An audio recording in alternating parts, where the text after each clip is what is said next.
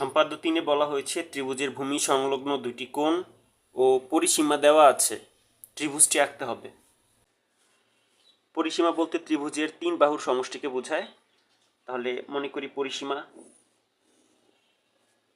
P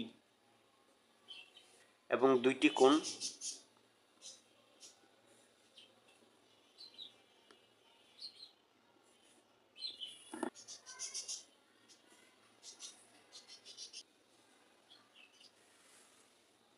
x এবং Y. মনে করি যে কোনো রশ্মি ডিএফ, যে কোনো রশ্মি ডিএফ থেকে পরিসীমা পি এর সমান করে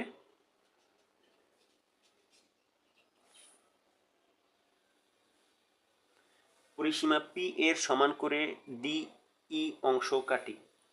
ডি বিন্দুতে কোণ এক্স এর সমান করে একটি কোণ আঁকবো।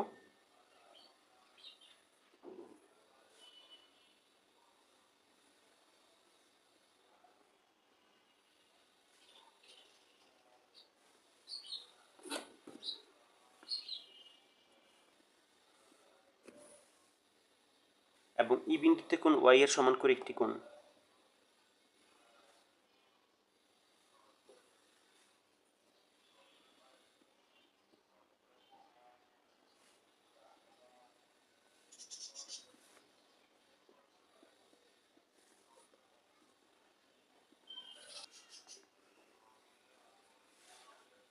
তাহলে ডি বিন্দুতে কোণ এক্স এর সমান করে ইডিএল এবং ই বিন্দুতে কোণ ওয়াই এর সমান করে ডিইএম কোণ আঁকি।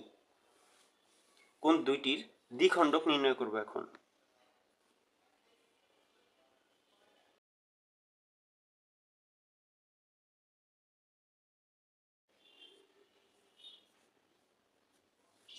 এল ডিই বা ইডিএল কোণের দ্বিখণ্ডক ডিজি রাখলাম। এবার হচ্ছে ডিইএম, এই কোণের দ্বিখণ্ডক নির্ণয় করব।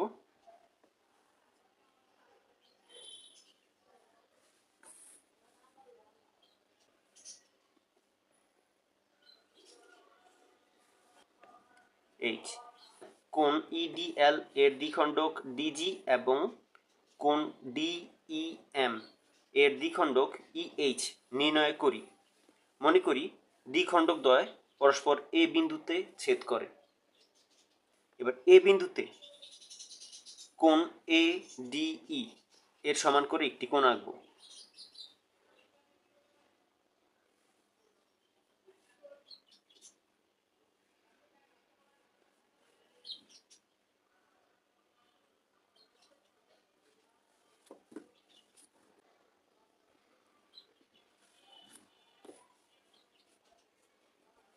এবার এ বিন্দুতে কোণ এ ই ডি এর সমান করে আরেকটি কোণ আঁকবো।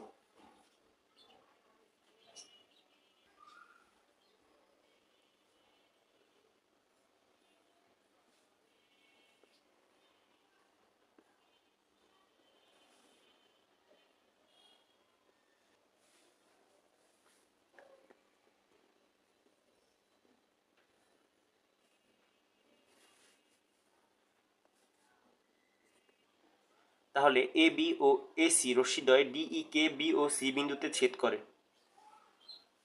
তাহলে এ বি সি হচ্ছে উদ্দিষ্ট ত্রিভুজ।